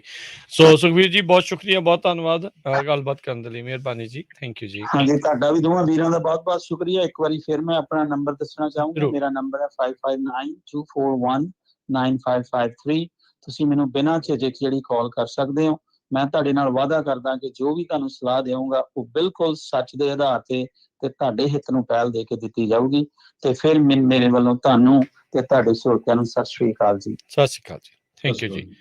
ਸੋ ਇਹ ਸਨ ਜ਼ੈਂਡਰ ਮਾਰਗੇਜ ਅਤੇ ਰੀਅਲ estate ਤੋਂ ਸੁਖਬੀਰ ਜੀ, ਜਿਨ੍ਹਾਂ ਨੇ ਆਪਾਂ ਨੂੰ ਇਹ ਜਿਹੜੀਆਂ ਜਾਣਕਾਰੀਆਂ ਦਿੱਤੀਆਂ। ਤੇ ਸਮਾਂ ਵੀ ਆਪਣੇ ਅੱਜ ਦੇ ਪ੍ਰੋਗਰਾਮ ਦਾ ਸਮਾਪਤ ਹੈ। ਤੇ ਇੱਕ ਵਾਰੀ ਫੇਰ ਆਪਾਂ ਆਪਣੇ ਸਰੋਤਿਆਂ ਨੂੰ ਦੱਸਦੇ ਜਾਈਏ, ਹੁਣ ਤੋਂ ਕਹਿ ਸਕਦੇ ਹਾਂ ਵੀ 1.5 ਵੀਕ ਬਾਅਦ, 1.5 ਪੌਣੇ 2 ਵੀਕ ਬਾਅਦ ਕੈਂਪ ਜਿਹੜਾ ਆਰਟ ਕੈਂਪ ਆ ਤੇ ਆਰਟ ਐਗਜ਼ੀਬਿਸ਼ਨ ਆ ਉਹ ਲੱਗਣੀ ਹੈ। 11 ਤੋਂ ਲੈ ਕੇ 17 ਤੱਕ। ਸੋ ਜਿਹੜਾ ਕੈਂਪ ਆ ਉਹ ਮੋਸਟ ਪ੍ਰੋਬਬਲੀ 11 ਤੋਂ 16 ਦੇ ਵਿੱਚ ਜਿਹੜਾ ਉਹ ਹੋਵੇਗਾ। ਤੁਸੀਂ ਵੀ ਜਿਹੜੇ ਆ ਉਹ ਬੱਚਿਆਂ ਨੂੰ ਜੇ ਇਸ ਆਰਟ ਕੈਂਪ ਦੇ ਵਿੱਚ ਦਾਖਲਾ ਦਿਵਾਉਣਾ ਚਾਹੁੰਦੇ ਆ, ਉਸ ਦੇ ਵਿੱਚ ਰਜਿਸਟਰ ਕਰਨਾ ਚਾਹੁੰਦੇ ਆ, ਤਾਂ ਤੁਸੀਂ ਕਾਲ ਕਰ ਸਕਦੇ ਹੋ 408 272 ਤੇ 5200 408272 5200 ਦੇ ਉੱਤੇ। ਪਰਮ ਸਿੰਘ ਜਿਹੜੇ ਕਿ ਕੈਨੇਡਾ ਤੋਂ ਜਿਨ੍ਹਾਂ ਨੇ ਪਿਛਲੇ ਸਾਲ ਵੀ ਜਿਹੜਾ ਆਰਟ ਕੈਂਪ ਆਰਟ ਵਰਕਸ਼ਾਪ ਜਿਹੜੀ ਉਹ ਲਾਈ ਸੀ ਛੋਟੇ ਬੱਚਿਆਂ ਦਾ ਸਵੇਰ ਨੂੰ, ਦੈਨ ਸ਼ਾਮ ਨੂੰ ਜਿਹੜਾ ਆ ਉਹ ਵੱਡੇ ਬੱਚਿਆਂ ਦਾ ਥੋੜ੍ਹਾ। ਸੋ ਉਹ ਜਿਹੜੇ ਜ਼ਰੂਰ ਆ ਤੁਸੀਂ ਆਪਣੇ ਨਾਮ ਲਿਖਵਾ ਲਓ। ਜੇ ਤਾਂ ਜ਼ਿਆਦਾ ਬੱਚੇ ਹੋਏ 2 ਕਲਾਸਾਂ, ਜੇ ਥੋੜ੍ਹੀਆਂ ਘੱਟ ਹੋਏ ਤਾਂ ਮੇ ਬੀ 1 ਕਲਾਸ, ਪਰ ਆਪਾਂ ਨੂੰ ਪਤਾ ਆ ਵੀ ਲਾਸਟ ਟਾਈਮ ਵੀ ਕਾਫੀ ਸੀਗੇ। ਸੋ 11 ਤੋਂ ਲੈ ਕੇ 16 ਦੇ ਵਿੱਚ ਇਹ ਜਿਹੜਾ ਆਰਟ ਕੈਂਪ ਆ ਤੇ ਜਿਹੜੀ ਐਗਜ਼ੀਬਿਸ਼ਨ ਵੀ ਇਹਨਾਂ ਦਿਨਾਂ ਦੇ ਵਿੱਚ ਪੰਜਾਬੀ ਰੇਡੀਓ USA ਦੇ ਫਰੈਜ਼ਨੋ ਸਟੂਡੀਓ ਕੰਪਲੈਕਸ ਦੇ ਵਿੱਚ ਉਹ ਚੱਲਦੀ ਰਹਿਣੀ ਆ, ਉਹ ਨਾਲ ਰਹੇਗੀ। ਸੋ ਜ਼ਰੂਰ ਆਪਣੇ ਨਾਮ ਲਿਖਵਾਓ, ਆਪਣੇ ਬੱਚਿਆਂ ਦਾ ਨਾਮ ਲਿਖਵਾਓ। 408 272 5200 ਬਹੁਤ ਹੀ ਨੋਮੀਨਲ ਫੀਸ ਹੈਗੀ ਆ, ਕੋਈ ਬਹੁਤੀ ਫੀਸ ਨਹੀਂ ਆ। 408 272 5200 ਦੇ ਉੱਤੇ ਕਾਲ ਕਰਕੇ ਆਪਣੇ ਬੱਚਿਆਂ ਨੂੰ ਇਸ ਆਰਟ ਕੈਂਪ ਦੇ ਲਈ, ਆਰਟ ਵਰਕਸ਼ਾਪ ਦੇ ਲਈ ਰਜਿਸਟਰ ਕਰਵਾਓ ਜੀ। ਸੋ ਆਪਾਂ ਹੁਣ ਸਰੋਤਿਆਂ ਤੋਂ ਇਜਾਜ਼ਤ ਲੈਂਦੇ ਆ ਜੀ। ਮੇਰੇ ਰਾਜਕਨਵੀਰ ਸਿੰਘ ਵੱਲੋਂ ਤੇ ਹਰਜੋਤ ਸਿੰਘ ਵੱਲੋਂ ਤੁਹਾਨੂੰ ਤੁਹਾਨੂੰ ਸਭ ਸਾਰਿਆਂ ਨੂੰ ਬਹੁਤ ਹੀ ਪਿਆਰ ਤੇ ਸਤਿਕਾਰ ਭਰੀ ਸਤਿ ਸ਼੍ਰੀ ਅਕਾਲ। ਸਤਿ ਸ਼੍ਰੀ ਅਕਾਲ ਜੀ। ਸੁਣਦੇ ਰਹੋ ਪੰਜਾਬੀ ਰੇਡੀਓ USA।